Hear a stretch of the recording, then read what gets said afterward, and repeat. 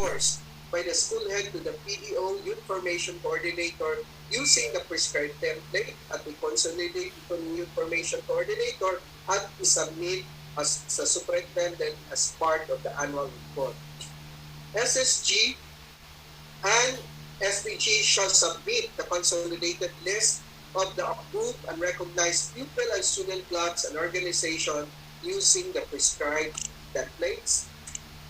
The following organizational support naman ay kailangan para maging epektibo tayo sa pag-promote ng ating programs, project, and activities. PPAs must be funded under Learner Support Fund, galing din sa Central Office, but hindi gaanong kalakihan because wala tayong budget increase until 2022. Maaari din itong pondohan sa MOE ng ating mga paaralan. And local funds, dapat included ito sa school improvement plan and annual improvement plan. And subject pa rin ito ng usual accounting and auditing rules and regulations. Adoption of the revised constitution and bylaws of the SPG and SSG. This will take effect once we will resume face-to-face. Kaya ngayon, puro tayo interim guidelines. So, naka-pending final review na ito sa Office of the Secretary. Conduct of the synchronized SPG and SSG elections and requisite turnover of responsibilities, financial statements, and other records and properties to the succeeding set of officers. Nakasaad na po sa ating bagong school calendar. From September, magkakaroon ng mga homeroom elections of officers hanggang October, final second week of October para sa final school elections. Later on, discuss ng ating mga speaker ang mga guidelines dito, implementation of the synchronized elections of all other school-based pupil and student organizations.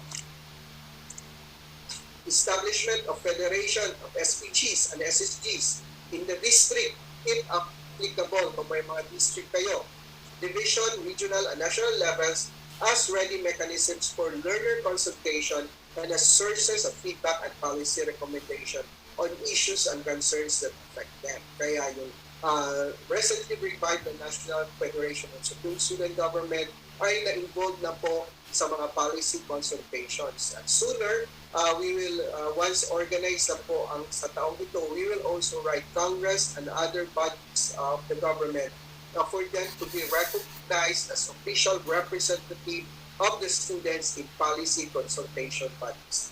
Organization of the District, Division, and Regional and National Advisors Association of SPGs and SSGs as support groups for the implementation and monitoring of the SPG and SSG.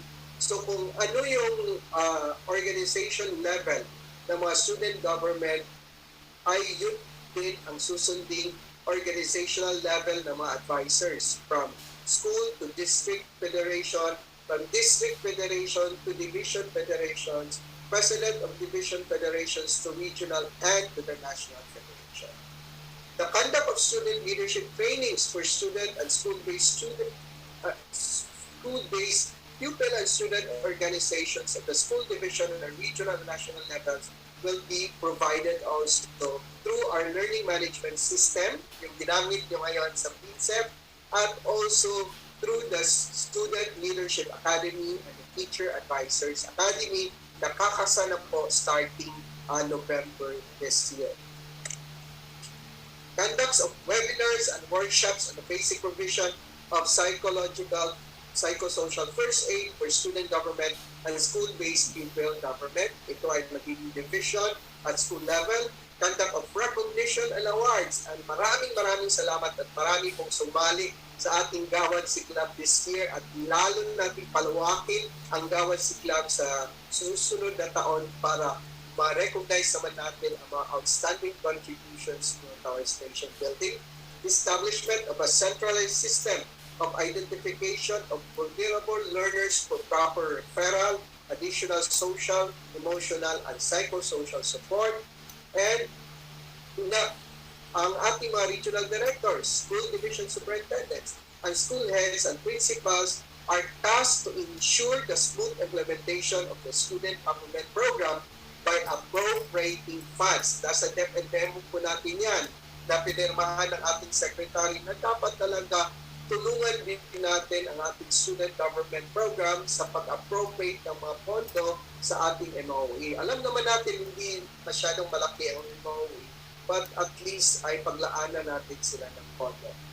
The Division Information Coordinators and School Governance and Operations Division are required to monitor the compliance of the SSG and SSG programs. The Youth Formation Division and Education Services Division shall actively coordinate with all the SDOs on the implementation of the student government program.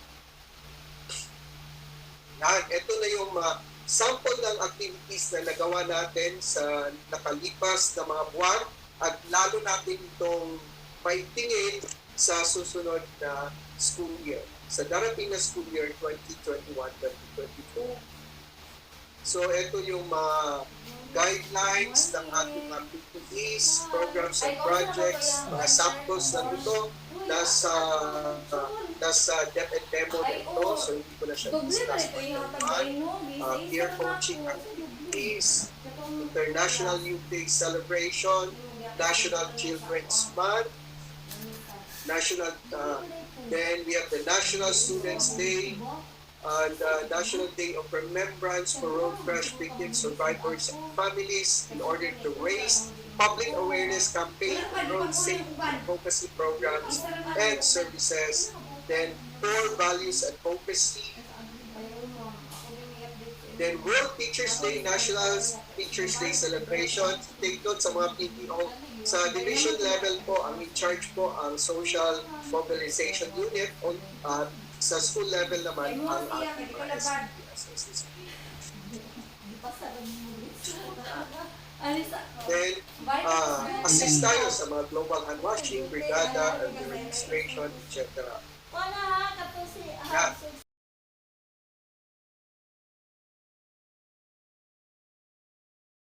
And then, ito rin yung at the beginning of the school year, yung pag-approve and pag-recognize ng clubs and organizations. An upcoming memo will be out regarding accreditations of clubs and organizations. And then, on September 10 po, mga dear teacher advisors, lahat po ng ating mga students na may access online, ikayatin natin silang manood sa Sports Heroes Day, 1:30 to 4 p.m. via facebook.com/DepEdTayo Youth Formation, register via blssyfp.webp.com. Dahil yung ating mga Olympians, I know kayo din, may mga idol tayong Olympians, si Dilip Diaz, si Ichi Obiena, si Yulo, si Marjorie Vidal, at iba-iba pa, yung mga boxers natin, mga Paralympians natin, will be coming to us on a Sports Heroes Day, Virtual Sports Heroes Day, at magkaroon ng chance ang ating mga mag-aaral na makapag-interact sa kanila, kayo din, at yung mga kapwa teachers, so that we can learn a lesson or two about their outstanding accomplishment in the field of sports and in life itself. October 1, kayo din lahat, yung lahat, takutin natin, lahat ng mga students natin sa Microsoft Youth Ambassadors Program launch on October 1, 1:30 to 4 p.m. pa rin. Anong mangyayari nito? Magkakaroon tayo ng search ng Microsoft Youth Ambassadors na mag-jump start sa peer tutorial program. On the same time, sa araw na ito, ating i-activate ang lahat ng Office 365 accounts ng mga estudyante. I repeat, Office 365. Lahat sila dapat merong account. Kung wala pa, ay paki-coordinate po sa inyong principal at sa inyong IT officer sa division para kunin yung school account ng mga bata. Anong implication nito? So dati pirated yung mga Word, Excel, PowerPoint natin na i-download sa mga devices sa bahay, sa cellphones. Ngayon, hindi na po dahil magkakaroon sila ng license Office 365 account. Magkakaroon sila ng access sa Microsoft Teams. So kung magkakaroon kayo ng meeting, magkakaroon kayo ng online class, hindi na po limited yung oras ng 40 minutes yung gagawing online classes dahil unlimited po ang ating access sa MS Teams. So Yan, ito ay naging proyekto ng ICTS at ng Office of the Undersecretary for Administration, Alain Del Pascua. So karapatan po ng bawat batang magkaroon ng Office 365 account, kaya makipag-ugnayan po sa malapit ng Schools Division Offices at Information Technology Officers. Next is ang Gawan si Club.